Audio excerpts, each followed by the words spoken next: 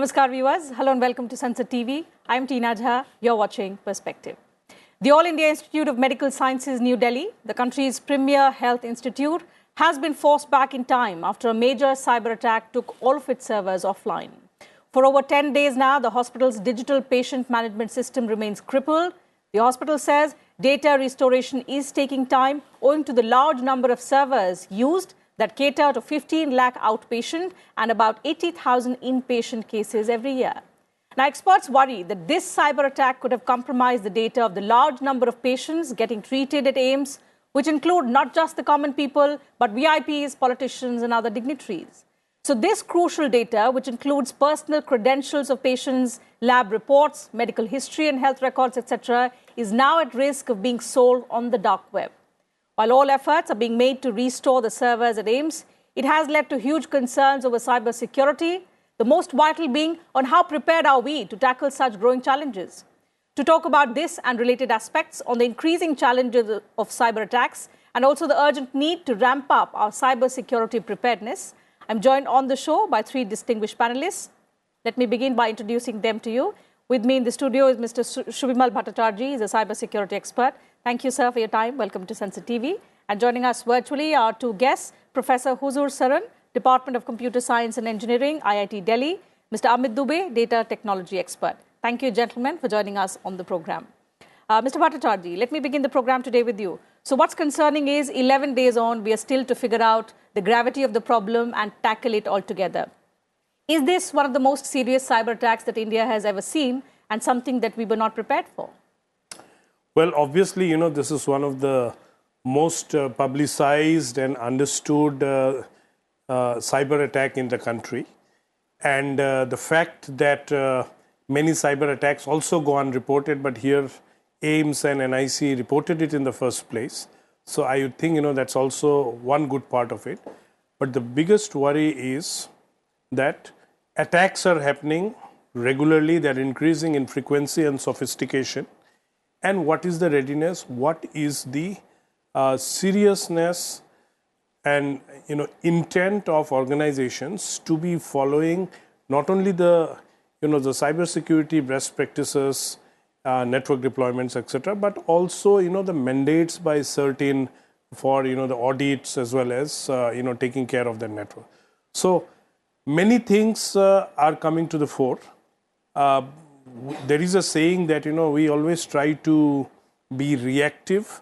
So I assume that this particular incident where a lot of critical patient data, where a lot of top-line medical research data today are possibly compromised. They have been been taken away from the servers. The network is yet to come back. Of course, sanitization and every effort is on, but what matters is that such a breach has happened. What are the reasons?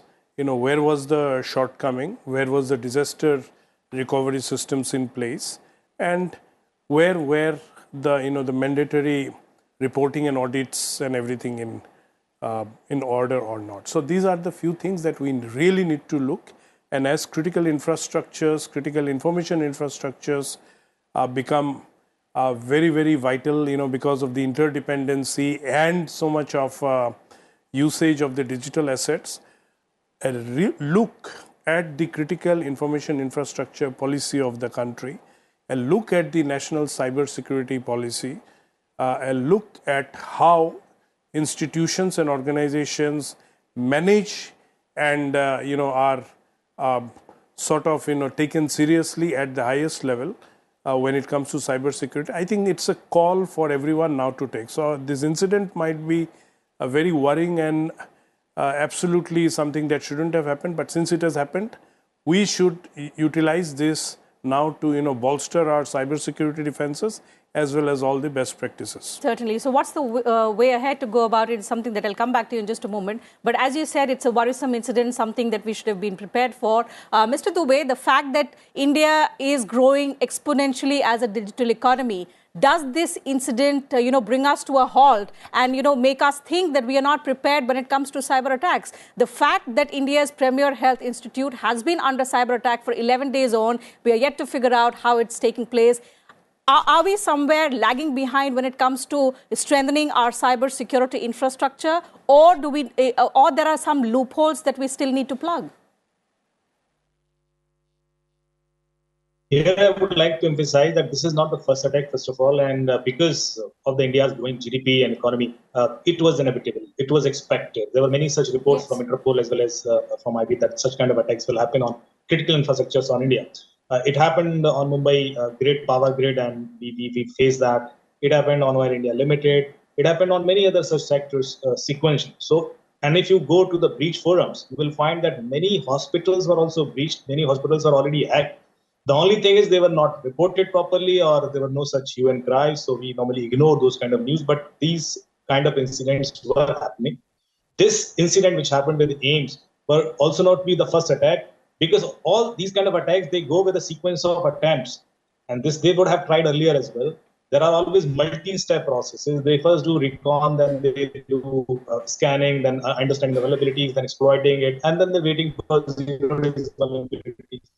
So there are multiple such steps those are involved in any such attacks, or some human ignorance of vulnerability. So I consider all kinds of such aspects, even though if AIIMS server were properly secured, there were that they could be attacked and hacked. We should be ready to respond. We should be ready with proper mechanisms like data backup mechanisms, like anti-diode, data diode mechanism, or having recovery process fast, which is missing here. So having attack is not a big concern for me, but then coming out from that attack, and it took so much time, I think that is a bigger worry.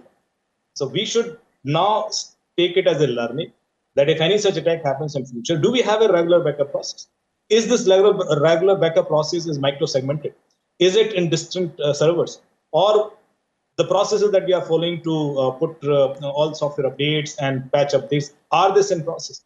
I was just going through the updated website of AIIMS, and I found that many of the doctors' email IDs, those were mentioned on the website, they were private email IDs. Those were not even official email IDs, which shows that they were communicating officially on personal email ID, which shows that they were actually connected with official network through personal devices.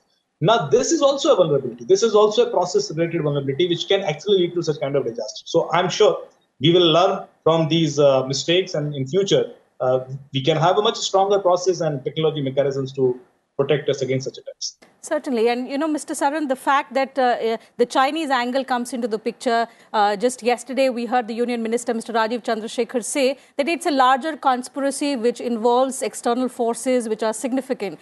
If it is to be, how do you look at it in terms of India's security, number one? And number two, the fact that the objective behind attacking India's premier health institution, there's a data that I just came across and which says the number of cyber attacks on the Indian healthcare industry per se has been the second highest globally, about 7.7% of total incidents on this segment being witnessed just in 2021. What is the larger objective of attacking India's healthcare industry, particularly at a time when we are still reeling under the pandemic, we are emerging out of it, and we are trying to strengthen our healthcare industry? So, what could be the larger objective of the external forces behind it? Professor Saran? You were asking who? Yes, Professor Saran, that question was for you. Okay. Sorry, I didn't get that. Okay, so the point is, as Mr. Dubey said, we have to assume the attacks will happen. And as you say, what are the motivations?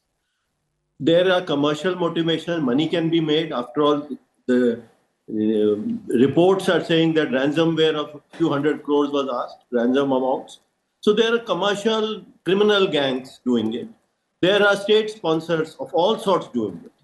Whether they are friends or our enemies, we don't even know. Even our friends may want our information about us. We may assume this attack is from our enemies, but who knows? So let's not think in that perspective, because that is something that is, of course, investigation should happen. And what best can be found out should be found out by the relevant agencies.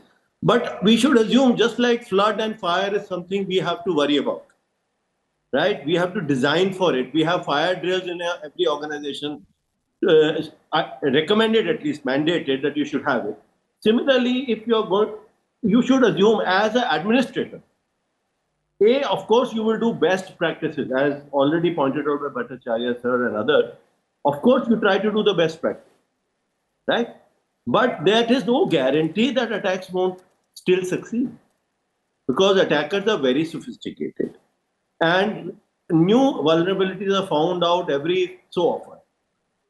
So, and then the aspect of personal devices, so many other things. There are few thousand doctors plus residents plus students. It becomes very large for a large campus and with so many patients. You can't really control everybody's device. Right. It becomes harder, right? So the problem is hard. Security problem is always hard, and cyber security is even harder because an attacker can come from anywhere in the world, right? And so, of course, having proper monitoring infrastructure, you have an office where you're actually seeing when the initial attack attempts happen, you should detect, right? That is what a typical chief security officer will run a whole monitoring room where he will see all attack attempts and then see, oh, here something attempt is happening. Let's block it before it becomes this thing. That's, of course, the desirable best practice, but it is very expensive. You need a lot of manpower, very highly trained manpower. And not every organization in India, every hospital in India can afford it. That's the reality. So the more important question is, as Mr. Dubey said, we assume attacks could happen. So if an attack happens, how do I minimize the disruption, point A, B, minimize the loss of critical or useful information, Yes. which would be hurtful to my patient or to me as a commercial or government entity. So that is the thinking process that an organization needs to do it very seriously. I think that has, among many other administrative aspects, this somehow often does not get the necessary attention at the top level. Absolutely. Right? I think but you're it is right. very important to think in this age, Mr. Bhattacharjee, when data is said to be the new gold, all of us consumers are aware that our data is precious, it needs to be protected and secured. What is the kind of assurance that we expect from the government? So, as I said earlier, we are galloping when it comes to becoming the fastest digital economy. But at the same time, if we are not amplifying or strengthening our cybersecurity measures, it will be a situation like what has happened. So, this is clearly not the first such attack, and it won't be the last. So, we need to perhaps prepare well and plan well accordingly. Yeah, absolutely. I think it's very well realized that the government's role per se comes at the top. When you set the policy guidelines around security. Now, if you note that the Prime Minister had announced the national cybersecurity policy would be released shortly in his 2020 speech, and I'm just told that it's still work in progress and it should come. It's not that we don't have a national cybersecurity policy. One was announced in 2013 and is still working.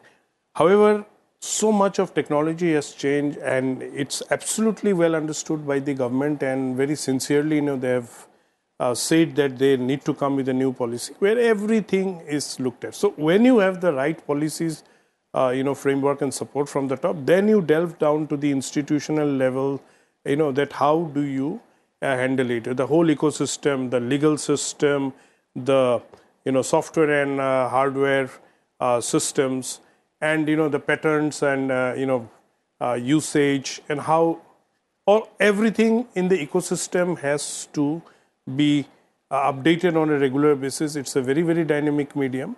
So these are some of the steps that have to be taken. India is growing, the digital footprints are going, so many people are coming to the network. We have very successfully run the Aadhaar program. We are very successfully running the UPI payment schemes. In no time, we have become the largest digital payments system in the world.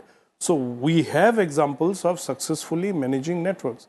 The question is that all these institutions that fall, whether in the public sector or the private sector, do they conform to certain standards, and if they are conforming to those security standards, then are they flowing down from that policy? So I think since a policy is expected, the sooner it is announced, it is good.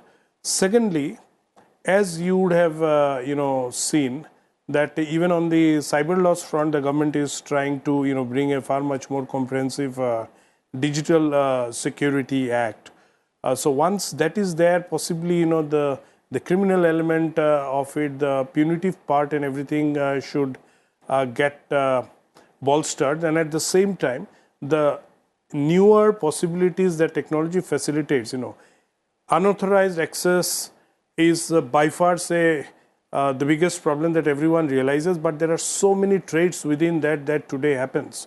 So even if you see in this case, Delhi police has registered a case under cyber terrorism, section 66F of the Information Technology Act, which actually lays down life sentence if convicted. But what we really need right now, Teena, to do is that right from the policy level to the institutional level, I think we'll all have to really do a reset and see that everything flows to a plan. Certain mandates audits, certain mandates reporting of every incident. Most of the incidents, by and large, organization tries to hide, thinking of so many reputational issues and other things, as Mr. Dubey has also just pointed out, that few things come out, many things don't come out. But if these institutions follow clearly what has been mandated by CERT, and CERT-in has to be very strong enough in its implementation to see that organizations report and take steps if shortcomings are found in their audits. So I think at that level, so of course, we will also have to improve our law enforcement, investigative forensics capacity, and also the intent is there. We have to all put all of them together so that we work very optimally to address this dynamic issue. Absolutely, you're right. And for this, all stakeholders will have to collaborate effectively. That is something that I'll come to you, Mr. Dubey, in just a while. Before that, there's a question that I want to ask you in context with the AIIMS cyber attack. The Delhi police, although has dismissed that it's not a case of ransomware, and it says there is no demand for the 200 crore rupee amount, but the fact is that if it's not ransomware and the kind of response that it has generated from the Delhi police indicates that it could be more serious, it points towards cyber terrorism. We've been warning of a cyber warfare and how we need to up the game. Does this AIIMS incident indicate that we're actually now witnessing that cyber warfare is now at our doorstep, and this is something that we now have to speed up with? Mr. Dubey? We are already there. This is already happening. And we are actually not noticing it, because cyber warfare does not happen for a period. It is a continuous war game. It doesn't start on a particular day. It doesn't end on a particular day. It is a continuous thing. The enemies will always wait for the right opportunities, right vulnerabilities, the right set of timing, so that they can exploit that and provide maximum damage. I think that is something which is happening. India has faced this earlier as well. I have given you a few examples. And they always target financial institutions. They always target defense systems. They always target the chemical industries and drug industries, and then hospitals and logistics industries. So these are the top targets anyways. They have been happening, but we don't consider it as cyber warfare. We are waiting for some big damage, I think, and then we'll announce, okay, now this is cyber warfare. It is not like that. Even these small damages are also losses. Every such attack is actually resulting some loss. And this loss, if you accumulate that loss could be in billions of dollars. This loss could be in multi-billions of dollars. So I think we should consider it as a cyber warfare tactics. Those are used by our so-called enemy neighbors or whoever has been attributed to that. The point that you have mentioned about the Delhi police, I would like to little emphasize over here. Okay, denial is okay, but then tell me, what is this? If it is not a ransomware, then what is this? Tell me, explain it. I think they are not explaining it also. So just by denying something will not result any positive impact on the situation, because there is something which has resulted inaccessibility of the data. And if the data is not accessible, even for 10 days, it normally happens in a case of ransomware. So whatever information is coming out through other sources, I think which is right. It is something which has encrypted the information, which is not allowing applications to access that. Now these applications, those are surfaced, those are actually surfaced through the source codes. Again, those have been set up again. The database is still not recovered. So the situation is like that. They are actually trying to get back to the normal situation without waiting for the recovery of the old data. So even that recovery is also okay. But my point is still that what I started actually, that having attack is not a big deal. Even Twitter was hacked. Even Cognizant was hacked. These are the companies, they have billions of dollars for cybersecurity. Their security budget is huge. But they can be compromised. Even SoftBank can be compromised, and many other such companies. So AIIMS can be compromised. It's not a big deal. The big deal is, why can't we recover fast? Why can't we get to the normal situation fast? Why don't we have recovery processes? This is big deal. I'm again emphasizing, I'm not worried what Delhi police is saying. Okay, this is not ransomware attack, but should not we recover it fast?